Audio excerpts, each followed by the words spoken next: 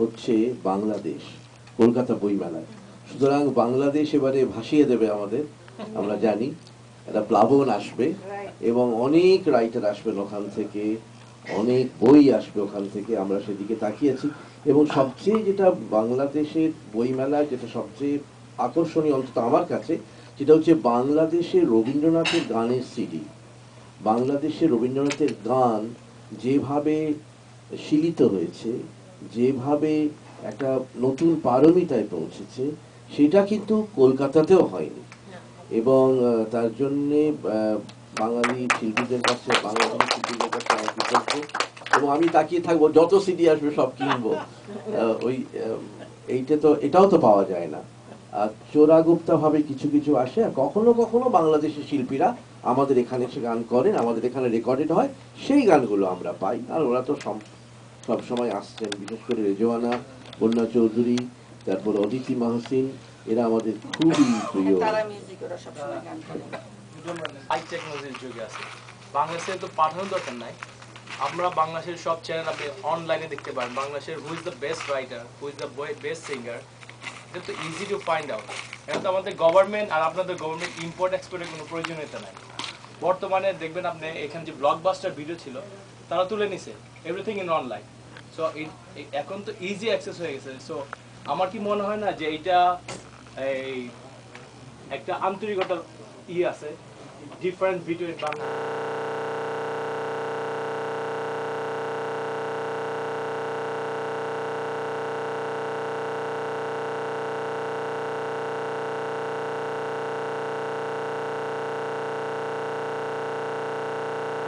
বাংলাদেশে এত ভালো ভালো রাইটার আছেন, বিশেষ করে হুমায়ুন আহমেদ যিনি চলে গেলেন, আপনি তার সাক্ষাৎকার না নিয়ে আমার খুব দুঃখ লাগছে। আর একটা অমর স্মৃতি হতে পারত। আমরা যেমন আপনাদের দেশের রাইটারদেরকে নিয়ে অনেক আনন্দিত হই, আপনি ভবিষ্যতে সেটা খেয়াল রাখবেন এবং আমাদের এখান থেকে যারা ভালো লিখছেন তাদের আপনারা আহ্বান করবেন। সরকারিভাবে তারা কখন যাবেন বা পার্সোনালি কখন যাবেন সে অপেক্ষায় বসে না থাকে, আপনারা ব্যক্তিগতভাবে আমন্ত্রণ জানাবেন, এটা আমরা আশা করব। তো আর কিছু বলার নেই। রঞ্জন বন্দ্যোপাধ্যায়, ভালোবাসা জানাচ্ছি, নমস্কার জানাচ্ছি আপনাদের, আমাকে আমন্ত্রণ জানানোর জন্য এখানে। আমি গতবারেও আপনাদের একটা অনুষ্ঠানে এসেছিলাম এবং সেখানে অনেক চেনা মুখ দেখতে পাচ্ছি, আবার কিছু অচেনা মুখও দেখতে পাচ্ছি। সুতরাং এই মিশ্রণটা ভালো লাগছে আমার, চেনা অচেনা। তো আজকে আমাদের বিষয় হচ্ছে সুচিত্রা সেন, কিন্তু তার আগে একটা ছোট্ট অন্য বিষয় আছে, সেটা হচ্ছে যে আমার সামনে কোথায় রবি বসে আছে, পুরনো বন্ধু আমার। আর এসে পর্যন্ত ওর নাম এত ভাবে শুনছি যে হি ইজ দি ফিউচার, মানে providing the future leadership here almost. আর টল, হ্যান্ডসাম, সবাই ওকে পছন্দ করে।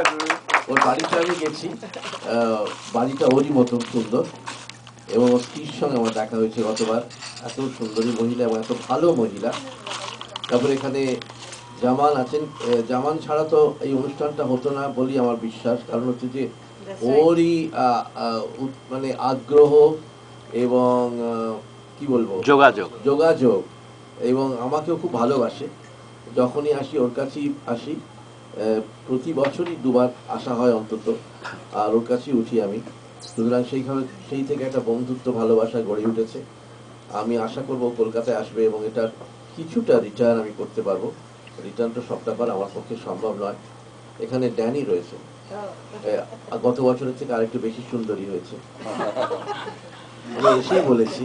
এবং আগামী বছর যখন ফিরে আসবো তখন আরো বয়স কমবে, আরো সুন্দরী হবে, এটা আশা করব। আমেরিকার মতনই আপনি ক্রমাগত সুন্দর হচ্ছে এই দেশটা। আর আপনার সঙ্গে প্রথম আলাপ হলো, আপনার কথা আমি শুনেছি, আপনি লয়ার সেটাও আমি জানি, তবে আপনি আমার প্রোগ্রামটাকে এটা জানতাম না, এটা আমার খুব ভালো লাগলো। আচ্ছা, এবার তো সুচিত্রা সেন প্রসঙ্গে আলোচনা করব। এই যে বইটা দেখছেন, এই যে বইটা, এর প্রচ্ছদে যে মেয়েটির ছবি, তিনি সুচিত্রা সেন নন। তাহলে কার ছবি? সুচিত্রা সেনের ওপর বই। সুচিত্রা সেনের মতন দেখতেই একটি মেয়ে, কিন্তু তিনি সুচিত্রা সেন নন, মুনমুনও নন। আমার বছর 10 আগে একটা প্রদর্শনী হয় কলকাতায়। প্রদর্শনীর নাম হয় রাধিকা। এবং সেই রাধিকা প্রদর্শনী আমি দেখতে গিয়েছিলাম, ছবির প্রদর্শনী। সেই প্রদর্শনীটি করেন বিখ্যাত শিল্পী সুহাস রায়, আমার বন্ধু। সুহাসের প্রদর্শনী দেখে আমি যত দেখছি রাধিকাকে তত বিস্মিত হচ্ছি, ভাবছি রাধিকা তো বিভিন্ন অ্যাঙ্গেল থেকে আমাদের সুচিত্রা সেন। তখন সুহাসকে গিয়ে বললাম, সুহাস তুমি করেছো কি? তুমি তো সুচিত্রা রাধিকার ছবি আঁকতে গিয়ে সুচিত্রা সেনের ছবি এঁকে ফেলেছো। সুহাস একটু হেসে বলল, আমার রাধিকা তো সুচিত্রা সেন, তোমার নয়। আমি ভেবে দেখলাম সত্যি তো, বৈষ্ণব পদাবলী যখন পড়ি তখন এই যে রাধিকা, যার পায়ে পায়ে সোনার পদ্ম ফুটে ওঠে, যে নীলাম্বরী শাড়ি পরে অভিসারে যায় এবং যে যমুনার স্নান করে উঠে আসে সিক্ত বসনে, সে তো আসলে সুচিত্রা সেন। তার বাইরে তো আমিও ভাবতে পারি না। তো এই জন্যে তারপরে যখন এই বইটা বছর 3 আগে লেখা হলো, বেরোবার কথা, আমি সুভাষের কাছে গিয়ে বললাম, সুভাষ তোমার রাধিকাকে চাই। বলিস কিরকম, কেন গো? আমার সুচিত্রা সেনের উপর বই লিখেছি, প্রচ্ছদে তোমার রাধিকার ছবি ছাপবো। তো সুভাষের রাধিকা এই দেখুন আপনারা কি আশ্চর্য মিল সুচিত্রা সেনের সঙ্গে। এই পাশেও দেখুন আশ্চর্য মিল, কিন্তু রাধিকার ছবি, সুচিত্রা সেনের নয়। আর এক অর্থে সুচিত্রা সেনের ছবি, কারণ রাধিকা সুচিত্রা আমাদের চৈতন্যে এক হয়ে গেছে, বাঙালির চৈতন্য সামহাউ হওয়ার একটা কারণ আছে। আধুনিক কালের মানুষ, তখন আমরা ছিলাম জুনিয়র, এবং জুনিয়র স্টেটসম্যান বলে একটি পত্রিকা বেরোতো, তার এডিটর ছিলেন একজন ইংরেজ, ডেসমন্ড ডয়। তো ডেসমন্ড ডয় আমাকে বলেন, Ranjan, you have to interview Suchitra Sen. One second. Okay. So, you have to interview Suchitra Sen. Hello, Desmond, you are very cruel, and I'm a new journalist.